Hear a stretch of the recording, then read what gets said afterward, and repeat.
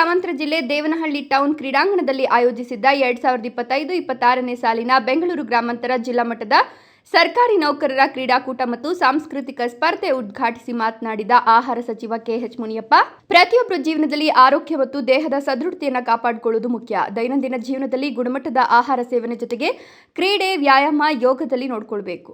ಸರ್ಕಾರಿ ನೌಕರರು ಕೆಲವು ಸಂದರ್ಭದಲ್ಲಿ ಒತ್ತಡದಿಂದ ಕೂಡಿರಬಹುದು.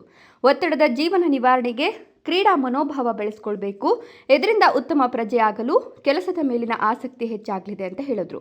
ಜಿಲ್ಲಾ ಮಟ್ಟದಲ್ಲಿ ವಿಜೇತರಾಗಿ ರಾಜ್ಯ, ರಾಷ್ಟ್ರ ಮಟ್ಟದಲ್ಲಿ ಅತ್ಯುತ್ತಮ ಪ್ರದರ್ಶನ ನೀಡಿ ಜಿಲ್ಲೆಗೆ ಕೀರ್ತಿ ತರಬೇಕು. ಸರ್ಕಾರಿ ನೌಕರರ ಹಿತ ಕಾಪಾಡಲು ಸರ್ಕಾರ ಬದ್ಧವಾಗಿದೆ ಎಂದರು. ದೇವನಹಳ್ಳಿ ಟೌನ್ ಕ್ರೀಡಾಂಗಣ ಅಭಿವೃದ್ಧಿಗೆ 13.5 ಕೋಟಿ ನಿಗದಿ ಮಾಡಲಾಗಿದೆ. 1 ವರ್ಷದೊಳಗೆ ಆಧುನಿಕ ಕ್ರೀಡಾಂಗಣವಾಗಿ ಅಭಿವೃದ್ಧಿಯಾಗಲಿದೆ.